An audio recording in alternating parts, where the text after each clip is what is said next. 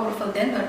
Perbuatan atau fakta lebih kuat dari kata-kata. Bismillahirrahmanirrahim. Assalamualaikum warahmatullahi wabarakatuh. Shalom, Om Swastiastu, Namo Buddhaya.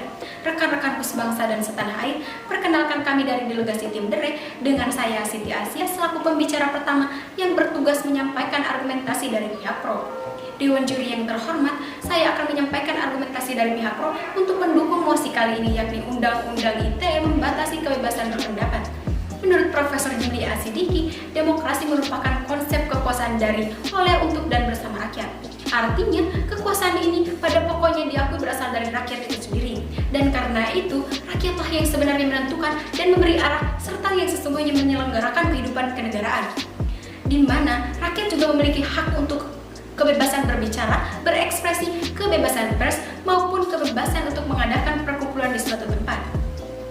Dan dengan adanya demokrasi politik, diharapkan hak-hak rakyat itu terpenuhi segala keinginan sesuai dengan adanya nilai-nilai ataupun kaidah-kaidah hukum yang berlaku di suatu negara. Kemudian menurut Kamus Besar Bahasa Indonesia, kebebasan berpendapat berasal dari kata bebas, bebas atau kebebasan yang berarti suatu keadaan bebas atau kemerdekaan. Sedangkan pendapat atau berpendapat yakni ide atau gagasan seseorang tentang sesuatu. Sehingga kebebasan berpendapat merupakan suatu kemerdekaan bagi seseorang untuk mengeluarkan ide atau gagasan tentang sesuatu. Berdasarkan uraian tersebut, jelaslah dapat dikatakan bahwa berpendapat merupakan kemerdekaan, sehingga gagasan atau ide yang dikeluarkan oleh seseorang merupakan hak setiap orang.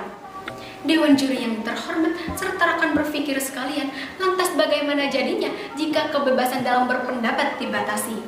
Sebagaimana kita ketahui dalam ketentuan pasal 28E ayat 2 yang berbunyi, setiap orang berhak atas kebebasan meyakini kepercayaan, menyatakan pikiran dan sikap sesuai dengan hati nuraninya.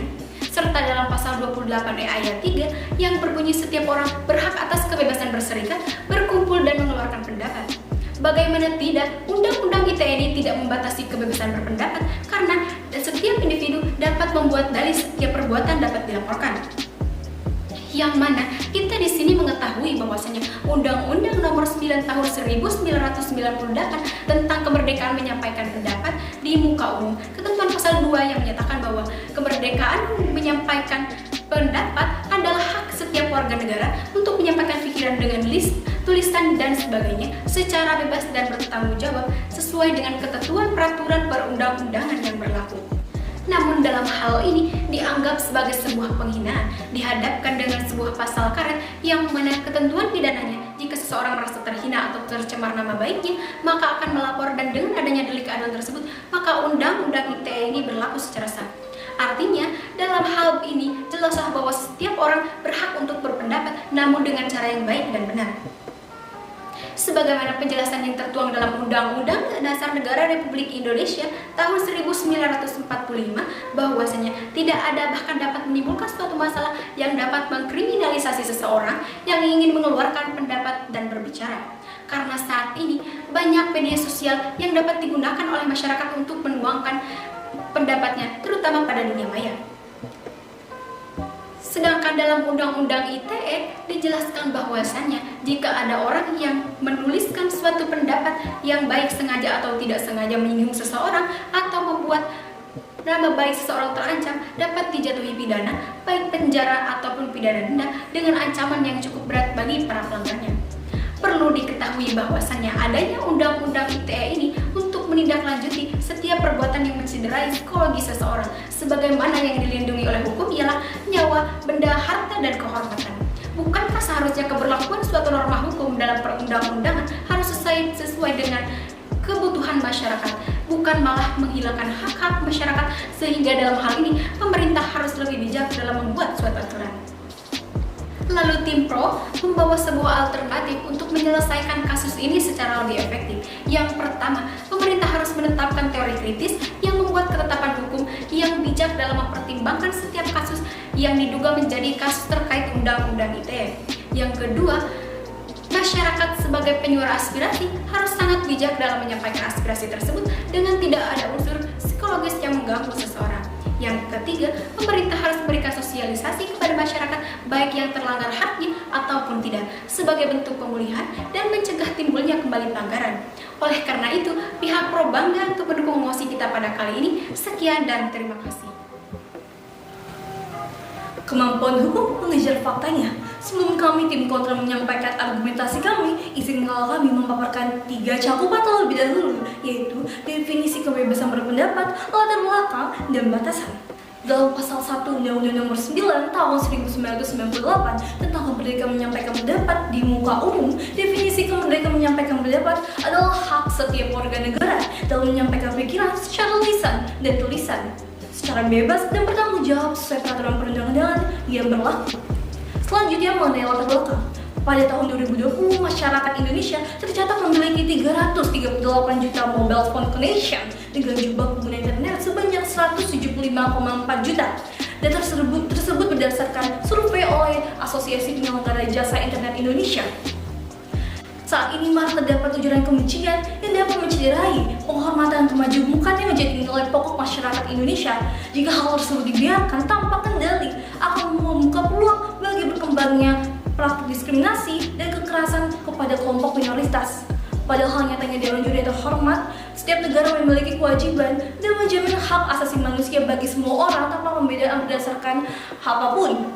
Hal tersebut berdasarkan amanat dari pasal 71 Undang-Undang Nomor 39 Tahun 1999 tentang hak asasi manusia, di mana pemerintah memiliki kewajiban untuk menghormati, melindungi, menegakkan, dan memajukan hak asasi manusia melalui perundang-undangan. Dewan Juri yang terhormat, ruang digital lainnya seperti pedang bermata dua dapat menjadi sangat positif, namun dapat pula menjadi sangat negatif. Hal tersebut membuat negara harus memiliki regulasi dan juga etika masyarakat dalam menggunakan media sosial dan mengakses ruang digital. Selanjutnya itu cakupan mengenai batasan yang terdiri dari 1. Hak kebebasan berekspresi, yaitu kebebasan menyampaikan informasi, hak untuk mencari dan menyampaikan informasi melalui media apapun. 2. Hak kebebasan informasi, yaitu akses mendapatkan informasi dari lembaga publik melalui bentuk media apapun. Perlu kita ketahui juga Dewan Juri terhormat bahwasanya negara memiliki 3 kewajiban terkait dengan HAM, yaitu kewajiban untuk menghormati, kewajiban untuk melindungi, dan kewajiban untuk memenuhi. Di mana kewajiban untuk menghormati berarti negara harus dapat menahan diri dan melakukan intervensi. Lalu, kewajiban untuk melindungi, di mana pemerintah mensyaratkan untuk dapat bertindak aktif dalam perlindungan individu dari pelanggaran oleh pihak lain. Lalu yang ketiga yaitu kewajiban memenuhi, di mana yang berarti negara mensyaratkan untuk dapat bertindak positif guna memastikan pelaksanaan dan pemenuhan hak-hak terjamin.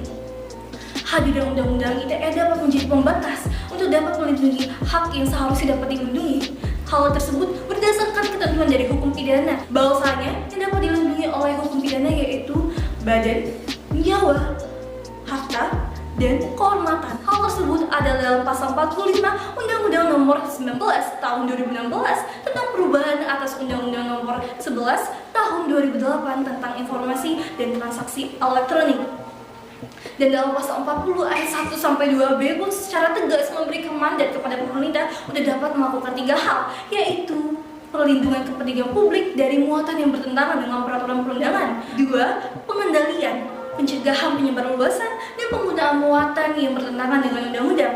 3. Pembatasan akses dan penutupan. Hal tersebut sesuai dengan amanat konstitusi Undang-Undang Dasar Negara Republik Indonesia tahun 1945 pasal 28 yang menyatakan kemerdekaan berserikat dan berkumpul, mengeluarkan pikiran secara lisan, tulisan dan sebagainya ditetapkan oleh undang-undang.